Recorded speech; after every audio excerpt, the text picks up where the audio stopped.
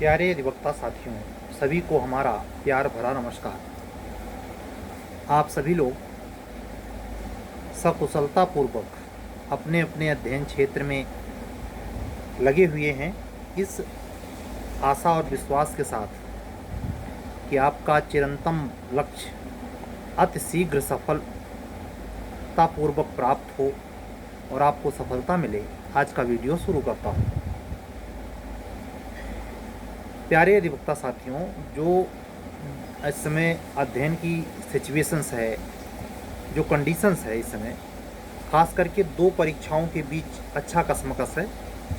एक यूपीएचजीएस और Bihar higher judiciary का दोनों एग्ज़ाम जो लोग क्वालिफाई कर दिए हैं, बिहार एचजीएस में बहुत अच्छा मार्क्स लाए हैं और यूपीएचजीएस को भी देना है, उनके बीच एक अच्छी खासी रस्साकसी चल रही है कि कैसे मैनेज करें।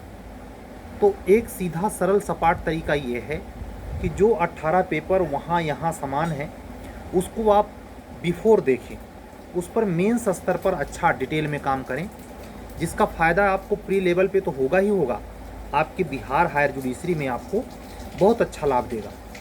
ऐसे ही यूपीएचजीएस को केवल फोकस करके जो पढ़ रहे हैं, वो यूपीएचजीएस के लिए जो जीएस लेवल पर, लैंग्वेज लेवल पर जिस पर कोई ध्यान नहीं दे रहा, उसको भी थोड़ा शेड्यूल में रखें और पर डे कम से कम जो पुराने क्वेश्चन इंग्लिश लैंग्वेज के आए हुए हैं परीक्षा में और जो जीएस के आए हुए हैं, राइटर के नेम हुए, इन सब की एक सूची, एक तालिका टाइप की बना लें और उसमें लगभग रोज़ दूसरे तीसरे दिन उसे देखते जाएं। कल की वीडियो में मैंने आपको हिदायत दी थी कि आप पुनरावृत्ति पर फोकस करें, रिवीजन के लिए हफ्ते में एक दिन डिसाइड कर लें। ऐसे ही जो लैंग्वेज और जीएस का पेपर है, जिस पर आप बिल्कुल ध्यान नहीं देके वैसे ही जाके बैठ जाते हैं, जिसका नतीजा होता है कि आपका जो 10 से 15 नंबर क्वेश्चन जीएस के पोर्शन का आता है, आपका सिलेक्शन 4 से 5 नंबर में रुकता है और आप वहाँ 9-8 नंबर गलत करके चले आते हैं। उसको सही टर्म में जो विशिष्ट पदाधिकारी हैं, साल की जो कॉन्स्टिट्यूशन अमेंडमेंट की बहुत सारी घटनाएँ हैं, खेल में जो अच्छे बड़े स्तर के पुरस्कार विजेता हैं, इनको करंट अफेयर्स और जीके के नाम पर फोकस करके पढ़ लें, पूरे साल भर का पढ़ लें। इस बात की संभावना है कि यूपी हायर जुडिशरी 15 अगस्त के आसपास कुछ स्पष्ट कर पाए कि कब वो प्रीलिम्स लेगा। मेरा तो पहला अंदाज़ा यही है कि 15 अगस्त के आसपास प्रीलिम्स होना चाहिए। बाकी हाई कोर्ट की जैसी मंशा होगी वो तो सामने आएगा। और दूसरी बात, बिहार हायर जुडिशरी का रिजल्ट 10 जून तक आ जाना चाहिए। आज एक प्रकार से 15 मई लग गई है और आज ही आखिरी डेट है यूपीएचजीएस 2023 के लिए ऑनलाइन फॉर्म भरने का। आज की डेट पूरी, यानी बुधवार का दिन ये क्रॉस हो जाएगा, रात में 12 बज जाएंगे। गुरुवार लगते ही इस सेशन के लिए यानी 2023 के लिए फॉर्म भरने की समय सीमा समाप्त हो जाएगी। ठीक है, अब ये देखना है इंटरेस्टिंग कि आने वाले दिनों में कितना फॉर्म पड़ा, क्या पोजीशन रही, कितने स्क्रूटनी के बाद बचा, प्रीलिम्स में कितने बच्चे बैठ रहे हैं, ये सब बातें आने वाले समय में खुद ब खुद स्पष्ट हो जाएंगी।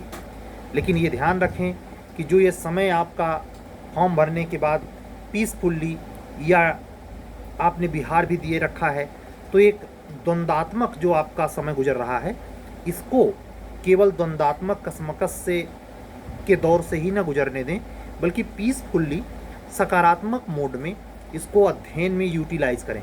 ऐसे यूपी जूनियर डिवीज़न के लिए जो तैयारी करने वाले छात्र हैं, मैं हर बार कह रहा हूँ कि आप कॉन्ट्रैक्ट का वो हिस्सा जो 75 के बाद विनिर्दिष्ट संविदाएँ हैं, वो आप जूरिस्प्रूडेंस, इंटरनेशनल लॉ और जीके, इस पर लॉन्ग में डिस्क्रिप्टिव मेथड में आप अच्छी तैयारी करने का शांतिपूर्वक समय चल रहा है।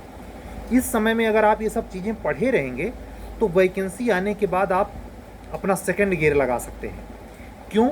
जिस समय लोग पढ़ना शुरू करेंगे उस समय आप मीलों फर्क आ जाएगा और अब आपके चयन के होने का आसार बढ़ जाएगा। इसी बार की परीक्षा में कितने लड़के बैठ रहे हैं ये भी कह पाना मुश्किल है यूपी उच्चतर न्यायिक सेवा में, लेकिन ये बात जब साफ हो जाएगी तो आप देखेंगे कि जो लड़का बिफोर यानी अभी आज की डेट में सिलेबस का 3/4 हिस्सा, आधा हिस्सा आधे से ज़्यादा हिस्सा कवर कर लिया है, वो निश्चित तौर पर अन्य लोगों से बहुत बेटर नंबर लेके आएगा। और जो अभी शुरुआत करेगा, अभी मान लीजिए 4 दिन पहले, 2 दिन पहले या कल फॉर्म डाला है, वो अब वो स्टार्ट करेगा तो वो उतना पकड़ नहीं बना पाएगा, क्योंकि उसने समय को ज़ाया किया है। यही चीज़ आप जूनियर डिवीज़न और अपकमिंग यूपी एपीओ की जो वैकेंसी है कैलेंडर में, उसके आने की संसूचना संकेत हैं, तो अगर वो आएगी तो वो केवल आएगी और उसमें वो फॉर्म अप्लाई कर लेगा, उससे तो कोई नहीं रोकेगा, लेकिन वो प्री ही क्वालिफाई कर पाए इसमें संदेह है। इस समय को जो यूटिलाइज कर लेगा जितना सकारात्मक ढंग से, उसका उतना ही सुनिश्चित है कि प्रारंभिक ही नहीं बल्कि मेंस और आखिरी इंटरव्यू क्रॉस करके वो फाइनल सिलेक्शन पा जाए। तो ये समय इसी बात का है। आज की वीडियो लंबी नहीं करूँगा, क्योंकि हम अब धीरे धीरे समय जो है, जैसे मैंने खुद कहा कि आज लास्ट डेट है, तो अब ये समय जो आपसे बातचीत का होता है 5 से 10 मिनट का ही रखूँगा, ज़्यादा टाइम समय इस पर नहीं, बल्कि ये समय मैं यूटिलाइज करूँगा चाहे अपने शरीर को आराम देने में या उससे रिलेटेड कुछ वर्क करने में। लेकिन ये ध्यान जरूर रखूँगा कि अगर आवश्यकता पड़ती है, कोई इन्फॉर्मेशन आ जाती है, कोई जटिलतम सूचना आती है, तो उसका स्पष्टीकरण, उसका व्यवहारिक सरल भाषा में आपसे बातचीत में वो चीज़ें सरलतम ढंग से सूचना के तौर पर आपको प्राप्त हो जाए। उसमें वीडियो थोड़ी लंबी हो सकती है, लेकिन इस मकसद से जो कंटिन्यूअस आपसे हमारी बातचीत होती है, बस उसमें थोड़ा सा उत्प्रेरण शक्ति बनी रहे, आप हताश निराश होकर चुप न बैठ जाएं, ये मेरी कंटिन्यूअस कोशिश रहेगी। आप समझ जाएं, जब जब निराशा हाथ आए तो आप सामाजिक रूप से, रिश्तेदारों के, अपने ब्लड से रिलेटेड लोगों के तानों से अपने आप को उत्प्रेरित करिए। याद कीजिए कि आपको कितना नथिंग समझा गया है। आप उन परिस्थितियों से अपने आप को उत्प्रेरित कीजिए, ऊर्जावान रखिए जिसमें आपको अपमानित किया गया है। ये सारे वो लम्हे होते हैं जिनको अगर आप भुलाएंगे, भूल जाना चाहेंगे, तो आप प्रतिस्पर्धी नहीं हो सकते, साधु हो सकते हैं, लेकिन प्रतिस्पर्धी होने के लिए दिल में बंद अंदर उसको बना के रखना पड़ता है। वो द्वंद्व ही आपको प्रतिस्पर्धी बनाता है और एक दिन प्रतिस्पर्धा में आपको उच्च सफलता भी दिला देता है। वहाँ समता नहीं है, प्रतियोगिता है वो, और प्रतियोगिता में सफलता प्राप्त करने के लिए वो सामान्य पॉलिसी की जीवन परक, सामाजिक परक, समता परक नीति काम नहीं करती। वहाँ बुद्धि येन केन प्रकारेण सफलता की मैं बात नहीं कर रहा, सही ढंग से ईमानदारी पूर्ण एग्जाम में प्रोसेस जो अपनाया जाता है, आपकी याददाश्त क्षमता और आपकी प्रतिभा के आधार पर आपका चयन हो। लेकिन उसके चयन के लिए ऊर्जा तो चाहिए है, उत्प्रेरण शक्ति तो चाहिए है। अगर ये दोनों आपकी समय के रहते कम पड़ गई, घट गई या बिल्कुल समाप्त प्राय हो गई, तो आप इतनी बड़ी परीक्षा में सफलता प्राप्त नहीं कर पाएंगे।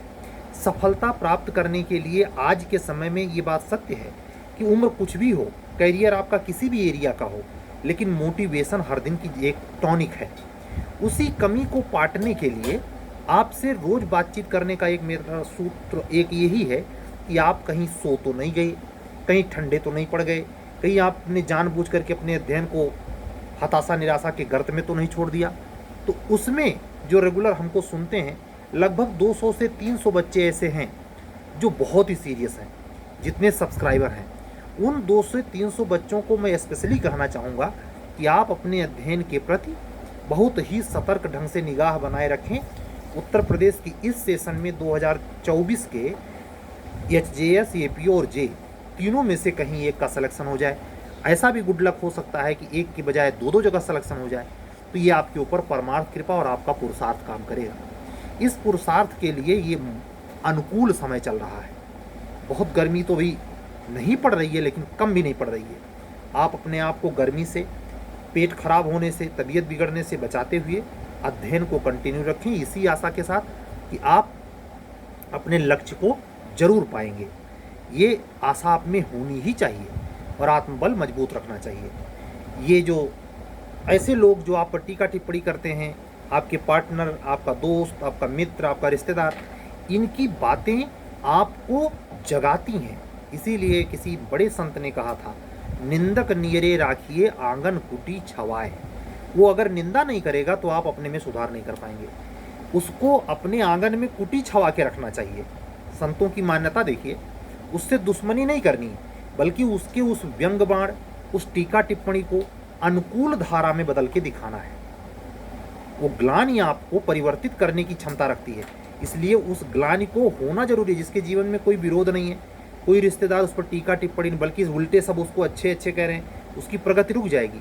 लेकिन जिस व्यक्ति को उलाहनाएं, व्यंग, बाण ये सब झेलने पड़ते हैं, त्रासदी झेलनी पड़ती है, चाहे अधिवक्ता बंधु या बहन, उसमें इस बात की संभावना भी छिपी होती है कि आने वाले समय में वो उसका माकूल जवाब दे सके। हमारे चैनल पर आप लोगों का स्वागत है। अगर आप बिल्कुल नए हैं तो चैनल को सब्सक्राइब करें, लाइक करें और अन्य अधिवक्ता साथी तक पहुंचाएं। कल फिर मिलेंगे। अगर आप हमारे द्वारा चलाए गए यूपी एचजेएस प्रीलिम्स और मेंस और बिहार एचजेएस के लिए पिछले संडे से शुरू हुआ कार्यक्रम मेंस की टेस्ट सीरीज से अगर आप जुड़ना चाहते हैं तो हमारे व्हाट्सएप नंबर को ध्यान से सुने, 7705090393। इस नंबर पर जुड़कर आप इस सीरीज का लाभ प्राप्त कर सकते हैं। चलने दें, कल फिर मिलेंगे। तब तक के लिए जय सिया राम, शुभ रात्रि, सत्यमेव जयते।